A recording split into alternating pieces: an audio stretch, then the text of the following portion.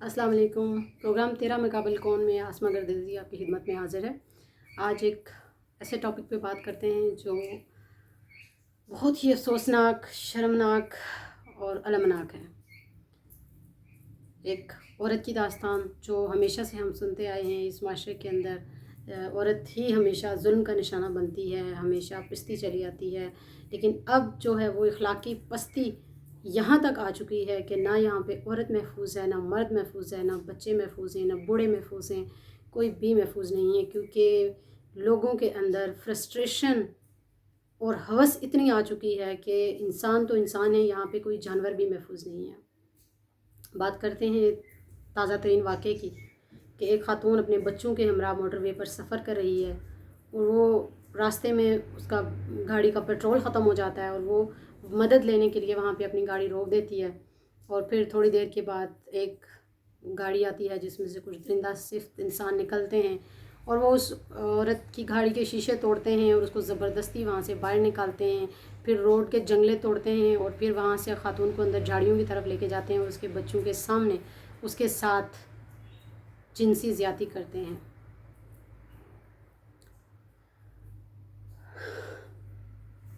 और motorway police को इतला करने के बावजूद भी मोटरवे पुलिस टाइम पर नहीं आती, जिसकी वजह से उन लोगों को ज़्यादा टाइम मिलता है और वो औरत के साथ ये ज़्यादती करते हैं। हालांकि मोटरवे पुलिस जो है वो मोटरवे पुलिस हर वक्त पेट्रोलियम पे होनी चाहिए, हर वक्त वहाँ पे पुलिस की गाड़ियाँ होती हैं। लेकिन जब पुलिस वालों से उनका मौक़िफ़ लिया जाता है तो सीसीओ साहब ये कहते हैं कि ख़ातून को मोटरवे से ट्रैवल नहीं करना चाहिए था और ख़ातून को अपनी गाड़ी का पेट्रोल चेक करना चाहिए था। तो आप क्या कहना चाह रहे हैं कि अगर जो भी ख़ातून रात के टाइम में मोटरवे से सफ़र करेगी उसके साथ होने वाली ज़्यादती का आपके साथ कोई ताल्लुक़ नहीं है? उसके साथ होने वाली ज़्यादती जो है वो बेशक होती रहे, आप उसको कोई हिफाजत प्रोवाइड नहीं करेंगे। या अगर किसी गाड़ी का इत्तफाकिया पेट्रोल ख़त्म हो जाता है तो आप बजाय उसकी मदद करने के या बजाय उसको वहाँ उस मुसीबत से निकालने के या बजाय उसको इंसाफ दिलाने के, आप उसको ये मशवरे देंगे कि गलती आपकी है क्योंकि आपने अपनी गाड़ी में पेट्रोल नहीं डाला था, और गलती आपकी है क्योंकि आपने रात को सफ़र किया था। किसी की कोई मजबूरी हो सकती है कि वो आधी रात को सफ़र कर रहा है और गलती से जो है वो पेट्रोल किसी वक्त नहीं भी चेक किया जा सकता और वो ख़त्म हो जाता है। तो क्या आपका मौक़िफ़ यहाँ पे जस्टिफाई कर रहे हैं आप अपने मौक़िफ़ को? क्या इस ख़ातून की जगह आपकी बेटी, बहन, बीवी या कोई आपके घर की औरत होती तो आप उसको भी यही कहते कि तुम मोटरवे से सफ़र करोगी तो तुम्हारे साथ ज़्यादती होगी? तो मुझे ये बताएं, अगर मोटरवे पे सफ़र करने वाले महफूज नहीं हैं, उनके साथ ये ज़्यादतियाँ होनी हैं, तो आप किस चीज़ की तनख्वाह ले रहे हैं? आप किस लिए इस एक इदारे में काम कर रहे हैं? अपनी सर्विसेज क्यों अंजाम दे रहे हैं? आप मुझे ये बताएं कि ये जो वाक़या पेश आया है ये ज़माना जालियत का नहीं है, ये अभी कल का वाक़या है।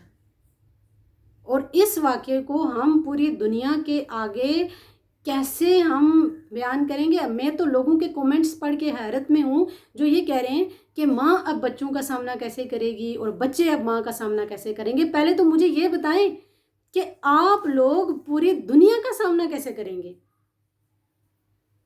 कि आप वो लोग हैं जो घरों के अंदर औरतों को नहीं छोड़ते।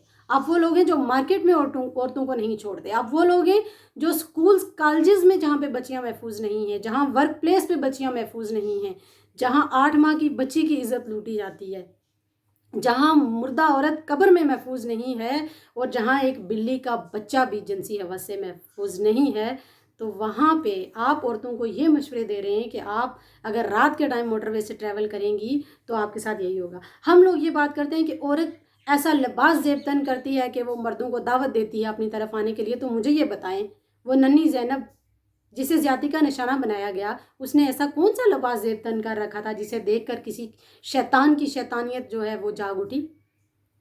वो 10 साल की बच्ची फरिश्ता जिसका ताल्लुक इस्लामाबाद से था और जिसे ज़्यादती करके दरिंदगी का निशाना बना के उसे जो है वो जंगल में फेंक दिया गया, उसकी लाश को मसख करके, उसने ऐसा कौन सा लिबास पहन रखा था जिसे देखकर आपकी शैतानियत भड़क उठी?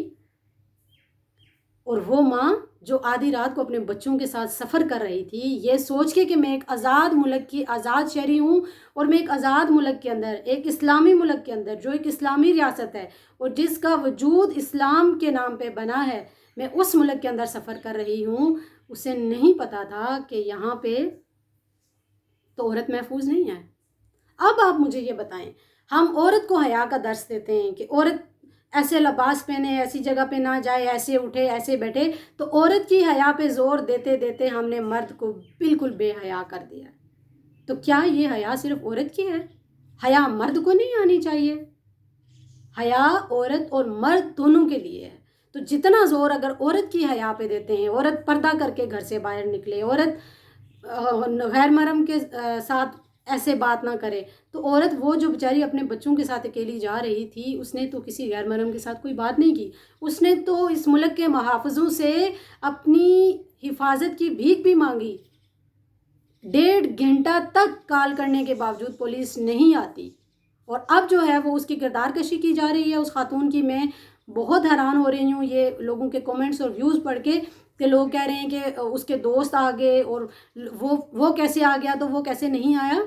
آپ اس چیز کو بحث مت بنائیں، آپ اس چیز کو دیکھیں کہ کس جگہ پہ ہم کھڑے ہیں، جہاں پہ مردہ عورت بھی جو ہے وہ قبر کے اندر محفوظ نہیں ہے۔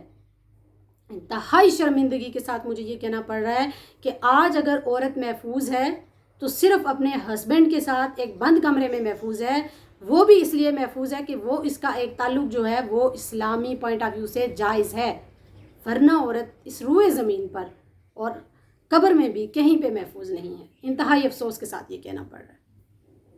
اور یہ جو لوگ مطالبہ کرتے نظر آتے ہیں کہ ایسے لوگوں کو سر عام پھانسی دی جائے، ایسے لوگوں کو جو ہے وہ ان کے پرائیویٹ پارٹس جو ہیں وہ کاٹ دیے جائیں، اور ایسے لوگوں کو کوڑے لگائے جائیں، اور ایسے لوگوں کو پبلک کے سامنے جو ہے وہ ہینگ کیا جائے، تو میں آپ سب کو یہ بتاتی چلوں کہ جب زینب کا کیس ہوا تھا، جب پاکستان کے اندر باقی اس طرح سے بچیوں کا کیس ریپیٹڈلی رپورٹ ہوئے ہیں، تو وہاں پہ لوگوں نے ان چیزوں کو اس ٹائم بھی ڈیمانڈ کیا تھا، لیکن جو قانون سازی کر رہے ہیں، جو اس ملک کے قانون بنانے والے ہیں، جو اس ملک کے محافظ کہلانے والے ہیں، وہ ان کی توجہ اس طرف نہیں ہے۔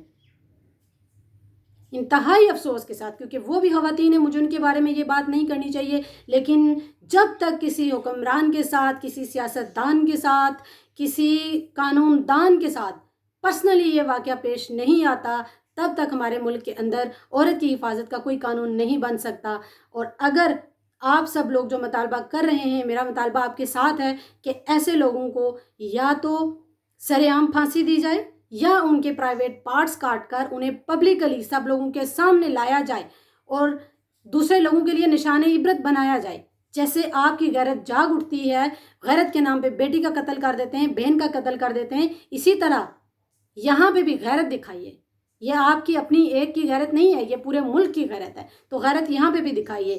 اور میں قانون بنانے والے اداروں سے، اور اس ملک کے سیاستدانوں سے، اور اس ملک کے محافظوں سے ایک بات ضرور کہنا چاہوں گی کہ اگر آج آپ لوگوں نے قانون نہیں بنایا، قانون سازی نہیں کی، اور اس چیز سے کو انشور نہیں کیا کہ آئندہ اس طرح کے کیسز نہ ہوں، تو پھر دیکھیے گا کہ اس ملک میں جیسے ایک لوگ جو ہیں وہ توہین رسالت کے نام پہ بولنے والوں کو سر عام قتل کر رہے ہیں، لوگوں کے سامنے کر رہے ہیں، اسی طرح سے ان لوگوں کو بھی قتل کرنے کے لیے عوام اسی طرح باہر نکل آئے گی، اور پھر آپ لوگوں کا کوئی اختیار نہیں ہوگا کہ آپ لوگ ان سے پوچھ سکیں کہ آپ نے یہ کیوں کیا، کیونکہ قانون بنانے والے آپ ہیں۔ جب آپ قانون نہیں بنائیں گے تو پھر عوام کا حق ہے کہ وہ انصاف خود لے۔